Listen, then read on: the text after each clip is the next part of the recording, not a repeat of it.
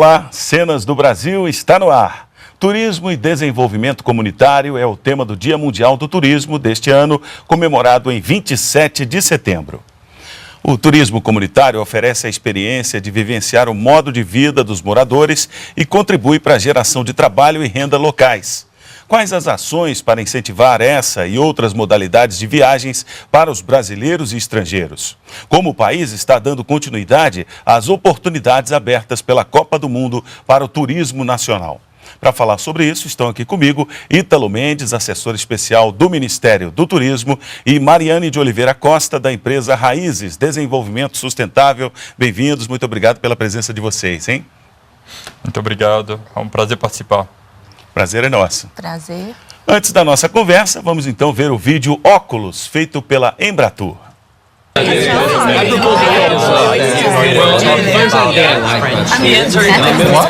What? Hey dude, what's up with these glasses? Are you crazy? Show some respect. This fellow here has a lot to tell you. Okay.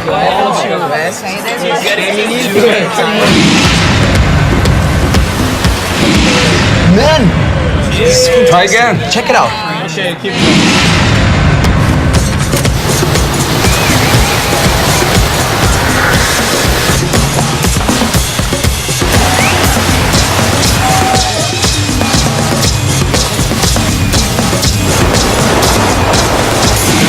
Check it out. Try it on. Come on, you two must be kidding me. Try. This.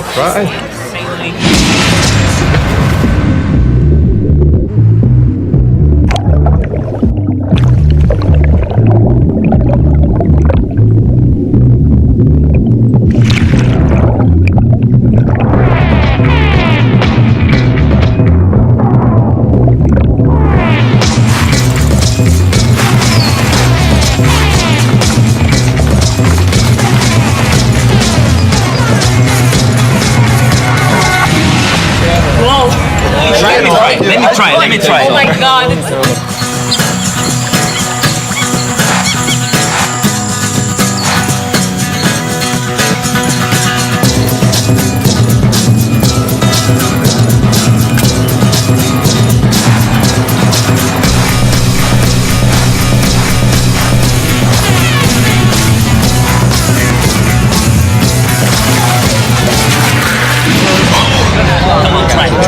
Try it.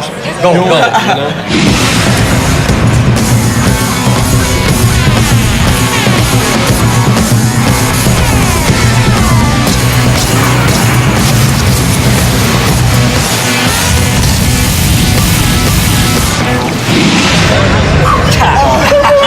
Oh my god, I'm gonna do it.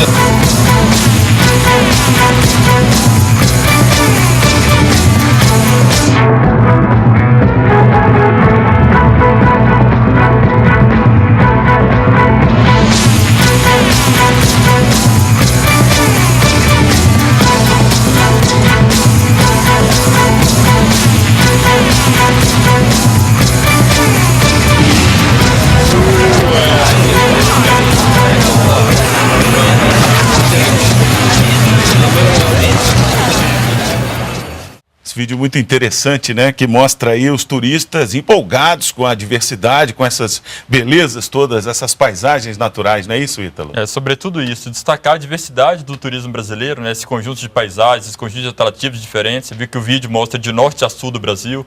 E aí, nesse contexto, se insere o desenvolvimento comunitário, né? Assim, acho que o importante do turismo é esse engajamento das comunidades locais para que encontrarem o melhor caminho, o melhor formato para a gente viver cada vez mais essa diversidade do turismo brasileiro. Em relação à Copa do Mundo, me parece que a quantidade e a localização das cidades-sede tentou contemplar exatamente essa diversidade, né? A Copa do Mundo foi uma excelente oportunidade de se conhecer, de se evidenciar esse potencial que o turismo brasileiro tem, né, que o vídeo ilustra, né, de forma tão rica.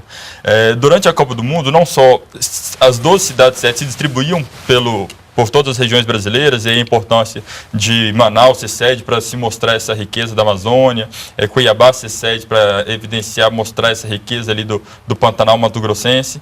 Mas quando a gente vai estudar essa demanda de turistas que vieram para a Copa do Mundo, a gente identifica que 491 cidades foram visitadas. Então não são só as 12 sedes, mas o Brasil inteiro, de certa forma, foi visitado, foi conhecido, o turista estrangeiro teve a oportunidade de ter contato com essa cultura local, com a culinária local, com o artesanato brasileiro e, sobretudo, com a hospitalidade brasileira, né? Que foi o grande destaque da Copa do Mundo, a capacidade do brasileiro de receber bem, de bem acolher o turista. Quer dizer, as avaliações mais positivas estavam ligadas à hospitalidade e, me parece, também gastronomia, não é isso? São os 2 itens melhor avaliados, né? A gente entrevistou mais de 10 mil turistas estrangeiros que estiveram no Brasil durante o período da Copa. Temos uma avaliação extremamente positiva da qualidade dos serviços, uma avaliação positiva da infraestrutura das nossas cidades, mas os números mais positivos são exatamente nos 2 pontos. Na hospitalidade do brasileiro, avaliado positivamente por mais de 95%, e na gastronomia brasileira, avaliado positivamente por 93%. É muito interessante que a gente vê que muitos dos turistas não tinham vindo ao Brasil ainda, foi a primeira vez que vieram, cerca de 2/3 vieram ao Brasil pela primeira vez. Quase todos falaram que essa experiência aqui no Brasil superou as expectativas que eles tinham anteriormente, e 95% falam que têm intenção de retornar ao Brasil por conta da experiência que eles tiveram com a Copa do Mundo. Mariane, interessante, né? A gente viu aí no vídeo, a ideia principal era a diversidade das paisagens naturais, mas a paisagem natural necessariamente está relacionada à cultura, ao aspecto cultural do povo que ali habita, né? A diversidade cultural é um ponto forte do Brasil no aspecto turismo? Com certeza. Eu acho que essa diversidade de biomas e de paisagens que o Brasil tem hoje, ele se reflete também na sua diversidade cultural. Isso relacionado também à questão da hospitalidade e da gastronomia, eu acho que vira um grande insumo, uma grande matéria-prima para os nossos roteiros. Porque, afinal, o turista ele não só contempla paisagens, nem só faz atividades na natureza, né? Acho que foi um ponto bem destacado no vídeo, mas ele também come, se hospeda, se relaciona com as populações locais, né, com as comunidades, com as pessoas. Então, acho que isso é um aspecto super importante que não pode se perder de vista. E esse aspecto você acha que foi contemplado durante as ações da Copa do Mundo? Sim, eu acho que sim. Mas houve um foco muito grande nas cidades-sedes, claro. Né? Houve também um esforço de se levar esses turistas para o entorno, mas eu acho que até por uma questão logística, né, que a gente conhece do país,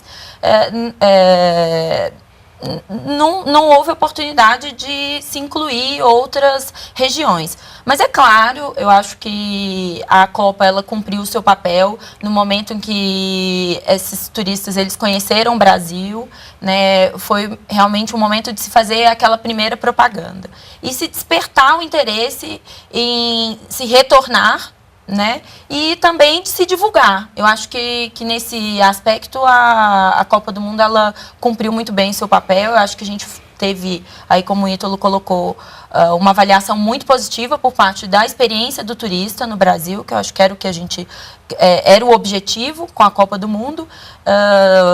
Todo mundo sabe que o perfil do turista de eventos esportivos não necessariamente é o perfil que explora, que conhece, que vai a fundo. Então, avaliando por esse aspecto, eu já acho que a gente teve um grande ganho de ter aí hospitalidade e gastronomia como os 2 pontos melhor avaliados. Você nos disse, Ítalo, que foram mais de 300 cidades, né? Mais de 400 cidades? 491 cidades visitadas por turistas estrangeiros durante a Copa do Mundo, né? As pesquisas feitas pelo Ministério do Turismo indicam que, por exemplo, o turista teve algum contato, saboreou um pouco dessa diversidade?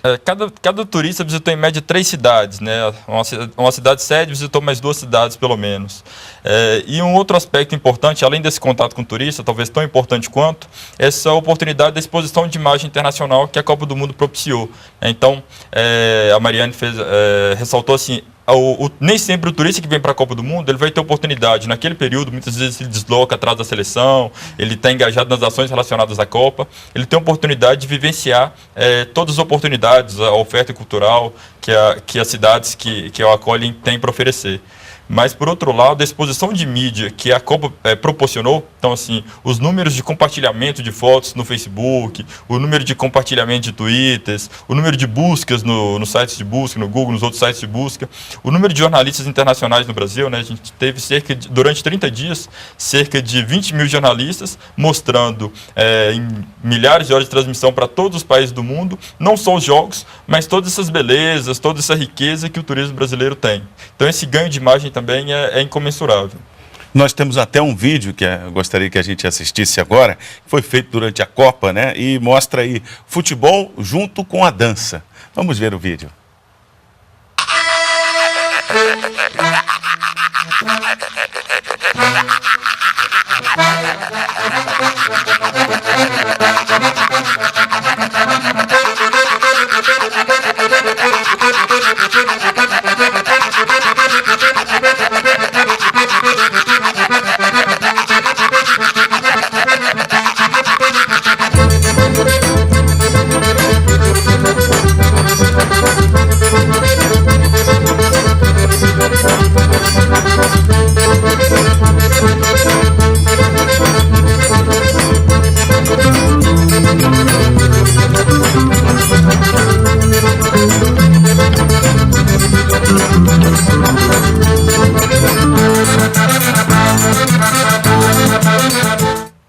Dança e música, né, com o futebol. Mariane, como é que é possível associar cultura ao turismo?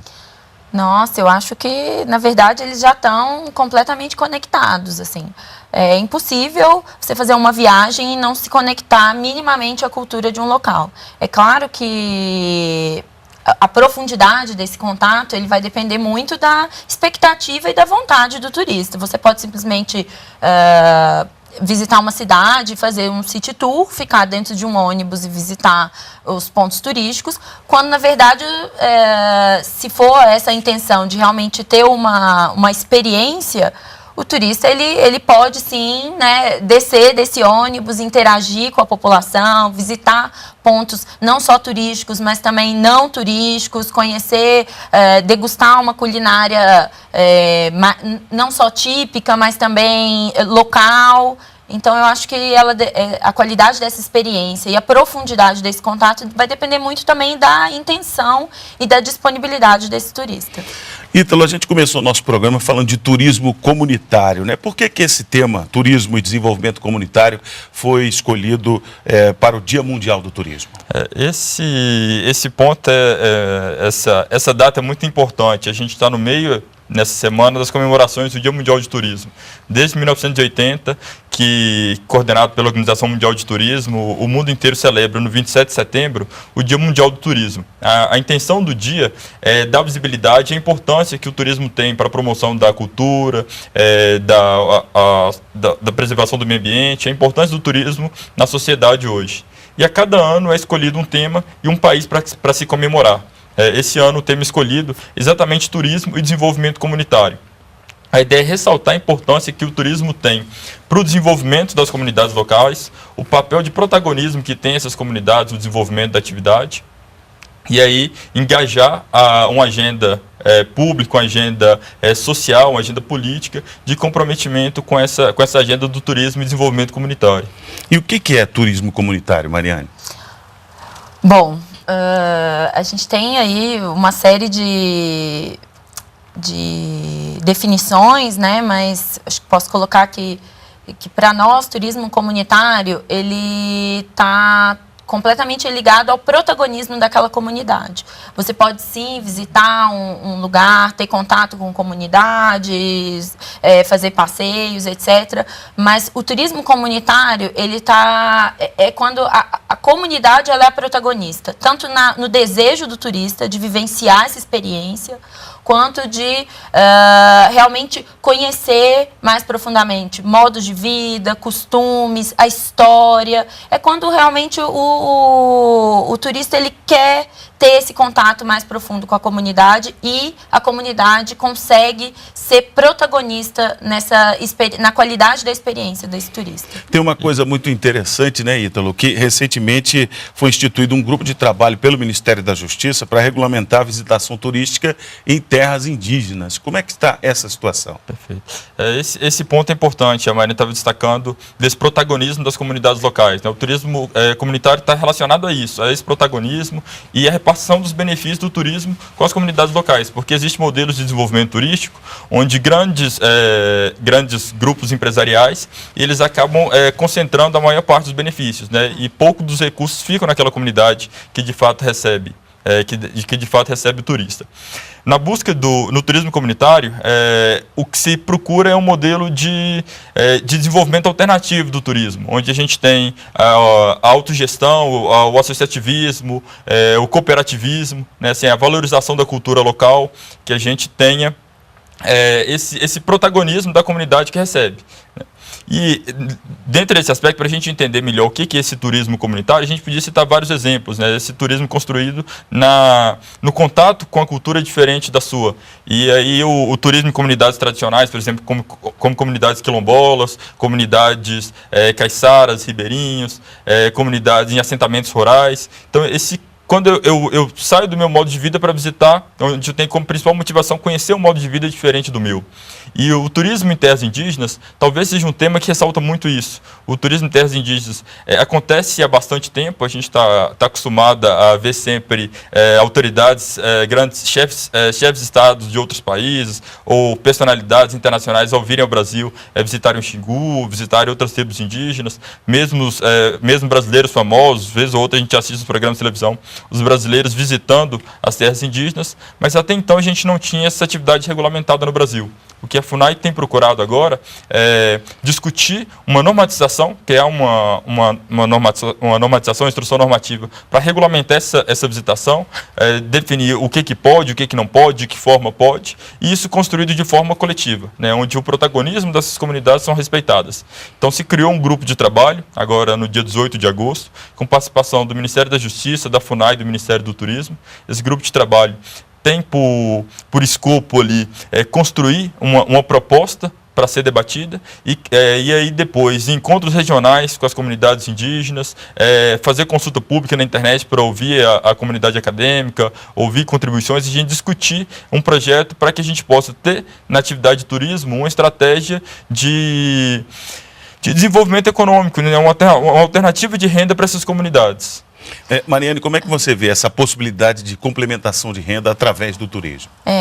Isso que o Ítalo colocou com relação aos benefícios, isso é muito importante, porque é preciso deixar claro que o turismo comunitário, ele realmente se configura quando essas comunidades são, se não as principais beneficiárias, mas você tem ali uma remuneração justa de todos os elos da cadeia envolvidos. Né? Como ele colocou, você tem algumas empresas, enfim, alguns passeios, alguns produtos turísticos que envolvem visitas a comunidades que não necessariamente se configuram como turismo comunitário. Por quê? Porque não há uma distribuição, digamos, justa dos recursos oriundos dessas visitações. Então, isso é muito importante. Muitas vezes o turista, ele nem se atenta a isso, ele vai a algum local, ele acha que está fazendo alguma coisa interessante, né, que está realmente praticando turismo comunitário, acha que está beneficiando aquela comunidade, mas ele não conhece a forma como está se dando essa relação econômica entre, talvez, a operadora ou a empresa que está ali fomentando essa visita com a comunidade. Então, isso é muito importante a gente destacar, porque muitas vezes as comunidades, elas são, sim, exploradas. Seja por desconhecimento, né, enfim, a gente tem aí comunidades onde, enfim, o nível de escolaridade ainda é baixo, você tem pessoas, muitas vezes, que por falta de alternativa, acabam aceitando o que acontece. Nós temos um trabalho no Vale do Jequitinhonha e lá a gente se deparou com comunidades que já sofriam com esse tipo de situação, principalmente na questão do artesanato. Por falta de alternativa, eles acabavam aceitando qualquer coisa, qualquer preço, porque às vezes estavam aí há 6 meses, 9 meses, sem comercializar nenhuma peça. Ia lá um lojista, enfim, um intermediário, pagava menos da metade do que eles gostariam e eles acabavam ficando reféns. Conta um pouco pra gente da sua história no Vale do Jequitinhonha. Começou com Raízes Artesanato, não é isso? Exatamente. Eu e a Mariana, minha sócia, nós conhecíamos o Vale, principalmente pela questão do artesanato. É uma região muito reconhecida pelo artesanato, feito por comunidades tradicionais, principalmente a cerâmica. E nós começamos com um projeto que tinha como objetivo apoiar essas comunidades a comercializar esses produtos. Era um site e a gente comercializava essas peças através da internet. E mais do que só comercializar, nós gostaríamos de divulgar mais a cultura do Vale do Jequitinhonha, que sempre foi uma coisa que nos atraiu muito, né, enquanto pessoas, enquanto compradoras de artesanato, e a gente queria contar também, além da cultura, a história dessas pessoas. E nesse contato mais próximo com essas comunidades, a gente percebeu o quão rico era essa experiência de estar lá no Vale, estar com essas comunidades, né, conhecer a história que estava ali por trás daquelas peças artesanais. E nós somos da área do turismo, nós já tínhamos uma pequena consultoria na área de turismo e pensamos, por que não também trazer outras pessoas para ter essa experiência que nós temos aqui, né? De estar com elas, e eu falo elas porque são principalmente as mulheres, né? Os maridos são migrantes, ficam a maior parte do ano fora, trabalhando para trazer renda, complementar a renda. E nós pensamos, por que não? Por que não trabalhar com o turismo aqui e isso ser mais uma alternativa de geração de renda para elas? Não que o turismo seja a única alternativa, nem a salvação, mas que ele fosse também mais um complemento, além do artesanato, né, além do trabalho dos maridos. Então, nós começamos a desenhar essas viagens com essas mulheres, desenhar essas experiências, fizemos algumas viagens piloto e a partir daí a gente ganhou um reconhecimento muito bacana do nosso trabalho, principalmente pelo modo como a gente desenvolveu isso. A gente sempre teve como prioridade desenvolver isso através de uma relação muito transparente com essas comunidades, com essas mulheres, sempre dentro de uma parceria ganha-ganha que a gente coloca, né? A Raízes não é uma organização sem fins lucrativos, ela é uma empresa social que tem como objetivo gerar lucro e gerar impacto. Então, essa sempre foi a nossa preocupação, desenvolver essas viagens, construir esse produto turístico em parceria com essas comunidades. Nesse aspecto de produto turístico, você defende inclusive a tese de que o turismo é uma grande força de desenvolvimento do Brasil, não é isso? Sim, eu acredito que o nosso país, já vimos aí através dos vídeos o enorme potencial que nós temos para transformar, para explorar o turismo realmente como uma alternativa, mas desde que explorado de forma sustentável. E aí a gente tem que sair um pouco desse clichê, né, que hoje em dia tudo é sustentável, e lembrar dos pilares da sustentabilidade, que é respeitando principalmente a questão social, né, o âmbito social, as comunidades, elas têm que estar envolvidas, respeitadas e tendo um papel também de protagonista. A questão ambiental, né, se a gente não preservar hoje a natureza, os nossos, as nossas paisagens, a gente não tem uma continuidade do turismo, e também a questão econômica, mas a questão econômica de forma o mais justa possível, né? Hoje o que a gente vê é a exploração do turismo no Brasil, ela está concentrada na mão de uma indústria, digamos, muito capitalista, onde o lucro é o que predomina. né, e não a questão da preservação, dos costumes, da natureza, enfim. Eu acho que a gente tem que...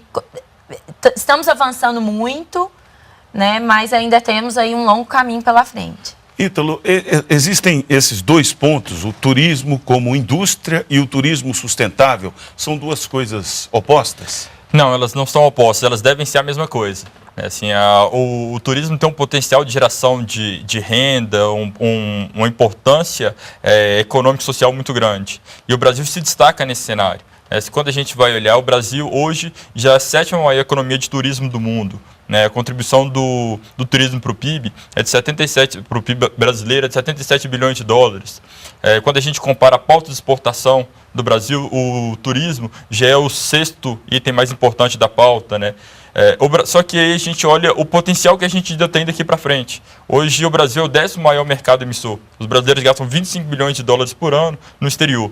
Enquanto a gente tem aqui um conjunto gigante para que o turismo seja essa indústria que a gente fala, né? Eu faço uma comparação que o turismo, quem conhece a história da agricultura brasileira, sabe que na década de 60 a gente tinha um conjunto de vantagens comparativas muito grande, só que a gente não conseguia se posicionar como um grande player aí no cenário internacional. O Brasil se organizou, né?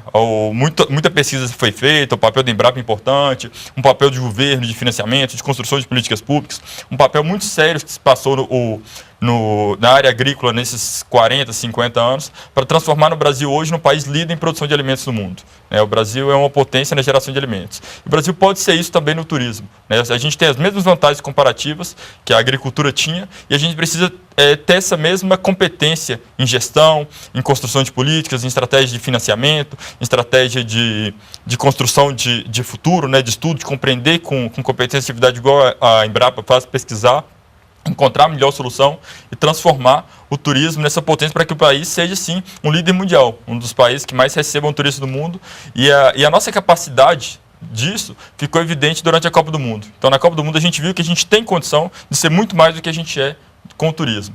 Agora, esse modelo de desenvolvimento que a gente quer chegar para desenvolver o turismo, ele passa pela sustentabilidade. É importante a gente pensar que a sustentabilidade não é o contato com a natureza simplesmente, não é o ecoturismo, não é o turismo em áreas naturais. A sustentabilidade sim como um caminho que vai permitir que o turismo brasileiro ele consiga ser viável economicamente, repartir de forma justa os benefícios da atividade, que a gente tenha uma preocupação com os impactos, com a sustentabilidade na dimensão social também, e que a gente preserve evidentes recursos naturais e que isso vai garantir essa perpetuação, essa perenidade do desenvolvimento da indústria turística brasileira. E a Copa do Mundo ajudou a fortalecer essa ideia de turismo sustentável e ajudou a fortalecer o turismo interno do Brasil para o brasileiro? Ajudou sem dúvida. A maior parte da visitação do turismo hoje é de turistas brasileiros. 85% do nosso mercado é o mercado doméstico. O brasileiro viaja muito pelo Brasil. A gente tem mais ou menos 200 milhões de viagens domésticas por ano. Só os desembarques cresceram nos últimos 10 anos de 30 milhões para 100 milhões nos nossos aeroportos. Então, o brasileiro viaja muito. Mas, por outro lado, a gente talvez não tivesse conta da dimensão de quão rica era essa experiência de visitar, né, os outros locais. E quando o turista internacional se encanta, quando a mídia internacional se encanta, quando esses aspectos são ressaltados no mundo inteiro, isso fortalece essa importância desse mercado. E fortalece não só do ponto de vista das pessoas identificarem ali uma oportunidade de desenvolvimento, mas fortalece também do ponto de vista da construção política, dos gestores entenderem que o turismo pode ser, sim, uma alternativa de renda, porque o turismo chega para desenvolver em locais que outras atividades econômicas não chegam, né? É muito difícil levar indústria para todos os locais, e turismo não é, sobretudo nos locais mais preservados. O turismo consegue agregar no seu mercado de trabalho pessoas das mais diferentes formações. Então, o turismo consegue agregar desde do profissional de nível superior até o profissional egresso de um programa social que vai se engajar no mercado de trabalho, né, como auxiliar de cozinha, como camareira, como tantas ocupações que o turismo permite essa ocupação. é um acesso para o mundo do mercado de trabalho para o jovem, né? Então o jovem que está procurando sua primeira experiência, muitas vezes passa por essa experiência no turismo e depois vai para outras áreas. Então o turismo tem um conjunto de particularidades que tornam não só a robustez da atividade econômica, não só é possível sim ganhar muito dinheiro com o turismo, mas mostrar que o turismo pode ser uma alternativa muito importante para esse novo desenvolvimento econômico brasileiro. Quer dizer, e nessa ideia, nesse contexto de que o Brasil está em alta para os brasileiros, aí que o Ministério entrou com a campanha Partiu Brasil, né? Exatamente. Nós temos até um vídeo sobre isso e a gente poderia ver esse vídeo agora, né? Claro. Vamos lá então ver o vídeo Partiu Brasil. Nunca foi tão fácil encontrar passagens e hospedagens pra conhecer o Brasil. Partiu Brasil, viaja agora, descubra o seu Brasil. Partiu férias, partiu Brasil, viaja agora, descubra o seu Brasil. Partiu férias, partiu Brasil. Pois é, o vídeo sugere agora, né? Agora é um bom momento para viajar pelo Brasil, por quê? É exatamente isso, essa ideia do partiu, né? Do instantâneo, assim, o partiu, esse termo partiu é muito usado hoje nas redes sociais. Assim, partiu o trabalho, partiu férias, partiu Brasil. Assim, tá na hora de visitar o Brasil. Então a gente aproveitou essa campanha que foi lançada ainda durante a Copa do Mundo, no final do mês de junho. A gente queria ressaltar essa oportunidade de se visitar, que a gente ainda tinha naquela ocasião ainda muitas ofertas de viagens, ainda, mesmo que ainda tinha o mês de julho de alta temporada, mas tinha muitas ofertas de viagem a preços muito, muito baratos, sobretudo em destinos que não eram sede da Copa. Então a gente queria trazer esse destaque. Essa campanha continua ao longo do ano, é o principal mote aí das atividades de promoção do turismo. Então essa semana está acontecendo em São Paulo a Feira da BAV. A Feira das Américas é o Congresso de Agentes de Viagem, da Associação Brasileira de Agentes de Viagens, e a maior feira de turismo das Américas. A gente tem mais de 60 países representados. O Ministério do Turismo, em conjunto com a Secretaria Estadual de Turismo, está apresentando essa oferta de turismo brasileira durante a ocasião. E o mote é exatamente trazer essa ideia do Partiu Brasil, de mostrar para o brasileiro essa riqueza regional que a gente tem, de cultura, de natureza, essas belezas que o Brasil tem, essa oportunidade de se conhecer o país, e somado às boas ocasiões, né? Assim, aproveitando esse período de baixa temporada agora, até o final do ano, até as férias escolares, aproveitando essa experiência que foi de divulgação da Copa do Mundo e auxiliar as pessoas na decisão de conhecerem os locais, conhecerem o Brasil. Eu acho que é conhecendo que a gente preserva, né? Eu acho que é fundamental a gente realmente continuar estimulando que os brasileiros conheçam e conheçam cada vez mais, para que, por consequência, a gente desperte em nós mesmos esse desejo de preservação, né? Essa valorização da nossa cultura, do nosso patrimônio e, por consequência, a valorização. Essa questão da regionalização do turismo é importante. Lá você, no Vale de Jequitinhonha, sente alguma coisa nesse sentido, de campanhas nesse sentido? Então, na verdade, falando agora um pouco de turismo comunitário e hoje do que a gente tem de produtos já formatados e já disponíveis, via de regra esses produtos eles ainda estão um pouco, como vou dizer, fora daí dos principais destinos turísticos hoje buscados. Às vezes você tem algumas questões logísticas, então não necessariamente é um produto fácil de ser consumido. Mas é claro que eu acho que esse tipo de campanha e esse estímulo provoca em nós brasileiros o desejo de ir buscar cada vez mais, né? De ir atrás realmente de produtos mais genuínos, de experiências cada vez mais, onde o turista é também um protagonista da sua viagem, ele não é apenas um espectador. Então eu acho que para nós, né, para o turismo comunitário, isso nos beneficia bastante. Mas é claro, eu acho que a gente tem ainda um grande desafio, principalmente de tornar esses produtos cada vez mais acessíveis. Porque a gente ouve constantemente de pessoas dizendo: nossa, eu nem sabia que tinha isso no Brasil. Eu nem sabia que eu podia fazer esse tipo de atividade. Então, eu acho que a gente tem aí um desafio conjunto, né, de iniciativa privada, de sociedade e de poder público, de discutir estratégias para tornar o turismo comunitário cada vez mais acessível para a população brasileira e também para os nossos visitantes estrangeiros. Ítalo, você fez referência à Feira da Abave, um evento gigante. Ela é um evento de operadoras de turismo para operadoras ou o público tem acesso? Como é que é isso? É um evento que acontece ao longo de toda a semana, ela vai do dia 24 até o dia 28 de setembro.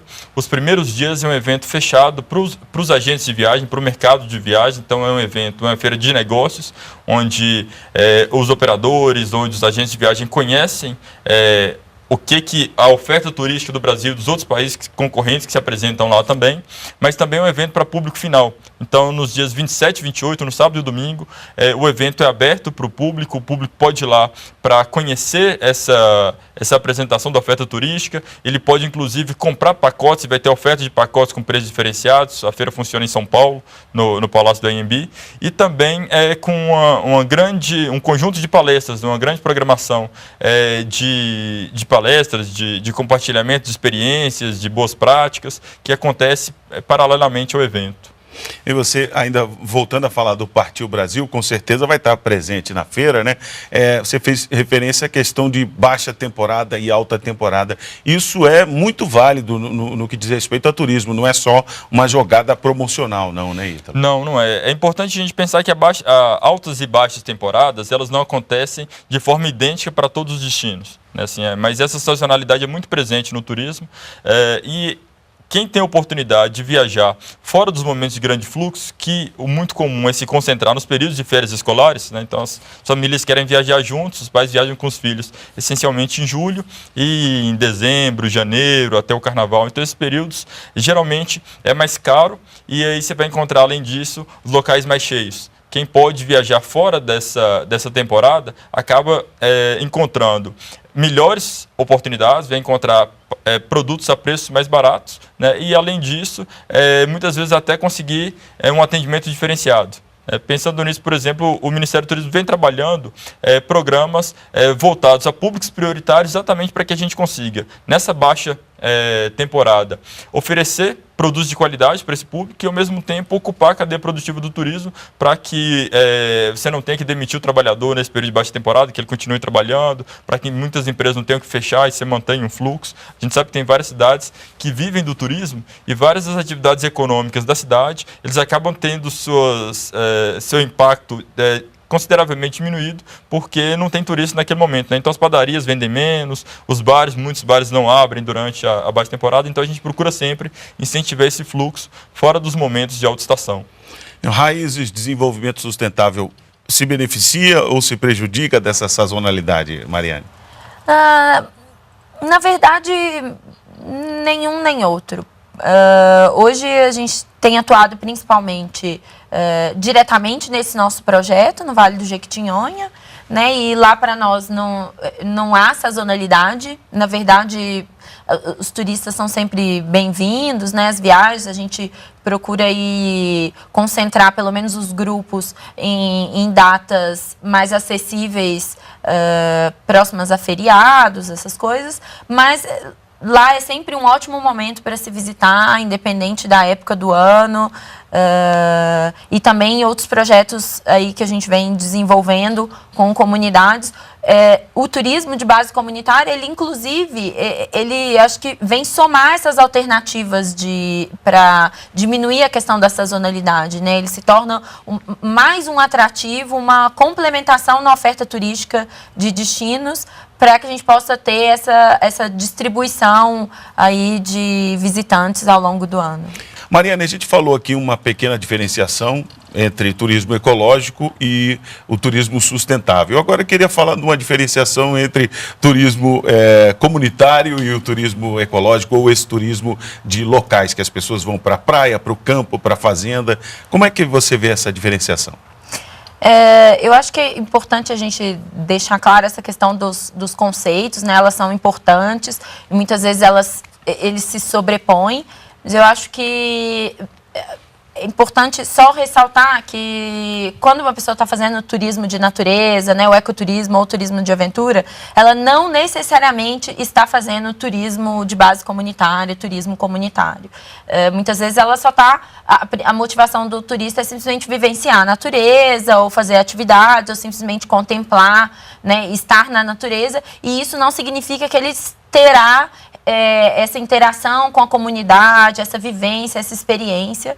Eu acho que ela está muito ligada à motivação do turista e o quanto ele quer realmente se aprofundar, né, e ter essa experiência comunitária. Acho que é importante deixar isso claro. E, além disso, essa questão da sustentabilidade, a gente pode ter turismo sustentável, então, em todos os segmentos, né? Desde que todos os aspectos nós já ressaltamos aqui, a questão da distribuição de renda, da inclusão, né, das comunidades, da questão do desenvolvimento econômico e principalmente da preservação do nosso patrimônio, não só natural, mas também o cultural e o patrimônio material, aí sim a gente está praticando turismo sustentável. E, Ítalo, o Ministério trabalha com esses segmentos de turismo? Existem trabalhos específicos, por exemplo, turismo religioso, é um segmento tratado pelo Ministério do Turismo? É sim, é o turismo religioso, assim como o conjunto de segmentos. O que a gente vem procurando fazer é trabalhar a estruturação da oferta turística, a preparação dos destinos, das regiões, das cidades para receber bem o turista. Isso vai desde o planejamento, da gestão, de melhorar a infraestrutura, melhorar a informação, qualificar os profissionais e também promover. Só que cada destino tem suas particularidades. Então a gente procurou compreender essas particularidades e depois compreender as particularidades de quem compra, de quem quer encontrar. Qual que é o perfil de quem faz uma viagem de ecoturismo? Quem que é o perfil de quem faz uma viagem de turismo de pesca ou de turismo rural? A gente compreender essas particularidades e ajudar cada destino a encontrar ali a sua vocação, né, ou o seu posicionamento de mercado, o seu nicho de mercado. Então, desde o início, desde compreender o que eu tenho de diferente, o que me faz o meu lugar ser especial para que as pessoas venham para cá, o que eu tenho de diferente dos outros e auxiliá-los a construir uma estratégia de posicionamento, uma estratégia de melhorar aquele serviço ali, uma estratégia de promover aquilo voltada para esse público. E aí, nesse sentido, a gente vem trabalhando cada um dos segmentos de forma diferenciada. Então, a gente tem uma estratégia para o ecoturismo brasileiro, uma estratégia para o turismo de pesca, uma estratégia para o turismo náutico, uma estratégia para o turismo religioso, que a gente trabalha dentro do turismo cultural, e ainda que essas divisões não sejam estanques, né? Claro que muitas vezes a gente viaja para uma cidade e a gente em um determinado momento, um ecoturista, em determinado momento, um turista cultural, um turista de sol e praia. É dinâmico esse processo, mas a gente procura, sim, compreender cada um dessas especificidades e ressaltar isso, trabalhar isso com os gestores locais. E como é que está sendo o trabalho pós-Copa e pré-Olimpíada? Como é que está isso, Ítalo? Bom, a gente tem uma janela de oportunidade muito grande agora de sustentação dessa imagem brasileira que foi ressaltado durante a Copa do Mundo. Então a gente aproveitar esse momento aí de resultados da Copa do Mundo para continuar uma estratégia de promoção no cenário internacional e, por outro lado, já pensando em 2016, onde a gente tem um esforço de projeção de imagem, a gente vai ter um outro momento de superexposição, mas também um esforço de preparação de vários pontos importantes que devem ficar prontos ainda antes dos Jogos Olímpicos. Então a gente vem trabalhando nesse inteirinho aí com preparação com a cidade do Rio de Janeiro, infraestrutura, qualificação de profissionais, agenda de sustentabilidade, de defesa do consumidor, de enfrentamento e exploração sexual de crianças e adolescentes. Então, toda uma agenda importante que a gente teve para a Copa do Mundo, a gente tem com as Olimpíadas, mas também focada com estratégia de promoção, para que a gente transforme os Jogos Olímpicos no que foi a Copa do Mundo, ainda que os dois eventos tenham formatos diferentes de visitação, mas uma grande experiência de se conhecer o Brasil, de se vivenciar essa oportunidade que é o turismo brasileiro. Mariane, durante essa preparação para a Copa do Mundo, falou-se muito de infraestrutura, aeroportos, a mobilidade urbana e tal. Como é que você viu esse trabalho, essa preparação toda? E hoje, entre a Copa do Mundo e as Olimpíadas, tem alguma coisa que você identifica que ainda precisa ser melhorada nesse aspecto? Eu acho que a gente sempre tem o que melhorar, né? Mas realmente os últimos investimentos, ainda que em função da Copa do Mundo, principalmente na questão de mobilidade, eles foram fundamentais, né? Você tem aí, olhando sob a ótica até do turismo de base comunitária, uma das coisas, um dos obstáculos que a gente tem mais significativos é a questão do acesso. Né? Em geral, você tem lugares e essas comunidades estão em lugares mais difíceis de serem acessados, e quanto melhor for a nossa infraestrutura, principalmente aeroportos e estradas, melhor. Eu acho que com a Copa do Mundo a gente teve avanço, sim, principalmente com a questão aérea, mas acho que a gente ainda precisa olhar melhor aí para os nossos deslocamentos rodoviários, né, e pensar em outras formas, estimular também outras formas de transporte. Eu acho que isso vai ser sempre um ponto de atenção. E lembrando que não só o turismo é beneficiado com isso, né? O investimento em infraestrutura e transporte beneficia a população como um todo. É o tal do legado, né? Exatamente. Então, eu acho que é fundamental aí que isso continue na nossa agenda. Algumas obras não ficaram prontas. Esse trabalho continua, né, Ítalo? Sim, continua da mesma forma, né? O que a gente falava um pouco do legado, né? A ideia é que a Copa do Mundo, o que a Copa do Mundo trouxe para o Brasil, além de um legado de aprendizado da gestão pública, que teve que trabalhar para concluir as coisas com data determinada, para o setor de turismo ele foi muito importante, do ponto de vista da infraestrutura, de melhorar a infraestrutura turística, melhorar a infraestrutura do Brasil como um todo, né? Então os aeroportos estão aí melhorando, né? Não só por conta da Copa do Mundo, mas por conta do aumento já do fluxo de turistas, em um conjunto de obras. E mesmo as obras que não foram concluídas, elas continuam nesse período. Elas continuam, né, de agora, a ideia é continuar o mesmo trabalho de preparação das cidades. Por outro lado, a gente tem um conjunto de outros legados que são imateriais, né? Um legado de competitividade, das empresas do setor de turismo terem se preparado melhor para receber o turismo estrangeiro. Então, tem empresas que contrataram profissionais que falavam língua estrangeira, esses profissionais continuam nas empresas agora. As empresas que fizeram cardápio em braille para atender o turista, porque ele tinha uma preocupação especial, esses cardápios continuam, essa preocupação continua. Então, que tiveram determinada certificação. Então, um legado de competitividade, de preparação melhor, e um legado de imagem, né? Esse legado aí de projeção, né, do Brasil, onde o mundo inteiro conseguiu conhecer o que é a experiência de se visitar o Brasil.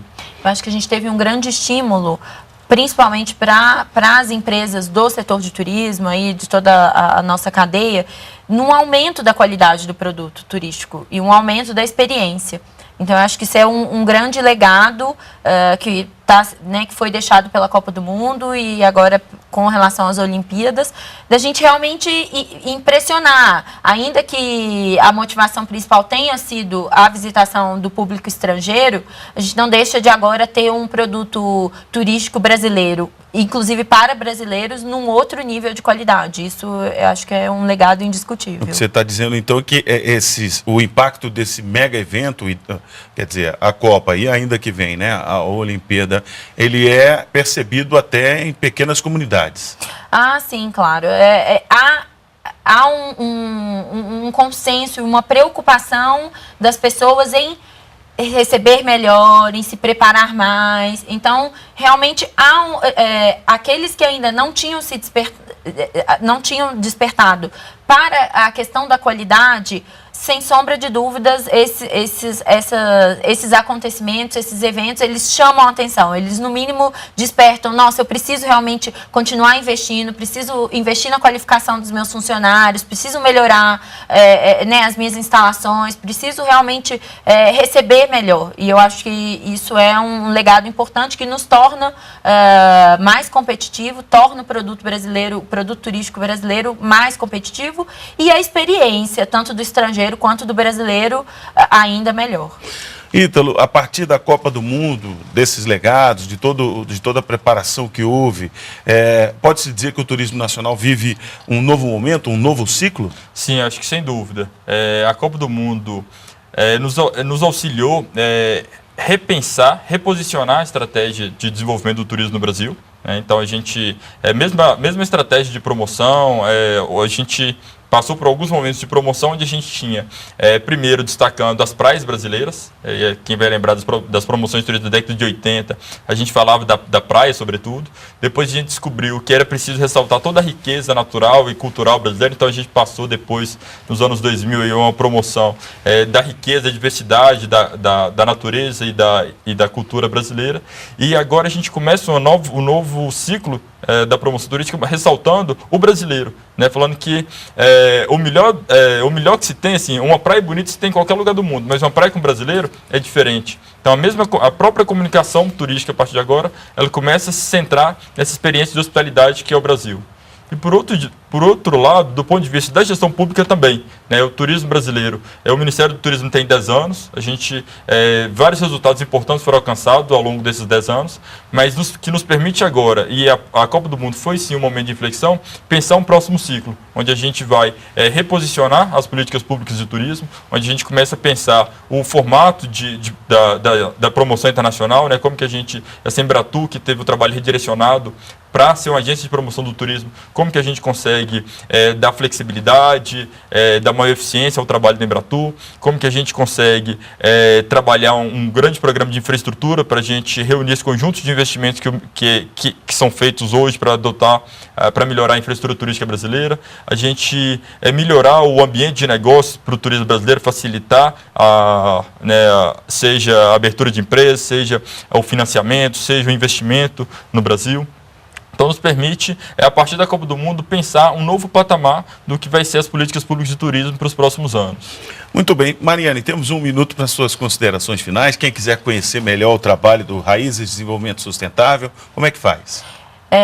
Quem quiser conhecer mais, pode entrar no nosso site, www.raizesds.com.br. Estão todos convidados a conhecer o Vale do Jequitinhonha com a gente e todas as outras iniciativas onde a Raízes vem trabalhando e fomentando aí o turismo sustentável no Brasil. Muito obrigada. Ítalo, suas considerações finais nesse programa. Obrigado. É só ressaltar aí ao longo dessa semana que a gente comemora o Dia Mundial do Turismo, a importância do turismo, né, como atividade econômica para o desenvolvimento das comunidades, a importância do protagonismo local, a gente pensar esse modelo de desenvolvimento turístico que a gente quer, a sustentabilidade do turismo, ressaltar essa boa experiência que foi a Copa do Mundo, o legado que a Copa deixou para a gente e que nos permite pensar hoje qual que é o turismo que a gente quer, como que a gente quer construir a importância do turismo na economia brasileira nos próximos anos. Tá certo. Cenas do Brasil fica por aqui. Hoje falamos sobre o Dia Mundial do Turismo e o Turismo Nacional. Agradecemos a presença de nossos convidados, Ítalo Mendes, assessor do Ministério do Turismo, e Mariane de Oliveira Costa, da empresa Raízes Desenvolvimento Sustentável. Agradecemos também a sua audiência. Você pode rever os Cenas do Brasil no YouTube, www.youtube.com/tvnbr, e pode mandar a sua sugestão para o nosso programa pelo endereço eletrônico cenasdobrasil@ebc.com.br, pelo Facebook ou pelo Twitter. Sua opinião é muito importante para nós. Na semana que vem, novas cenas, novas questões. A gente se encontra. Até lá!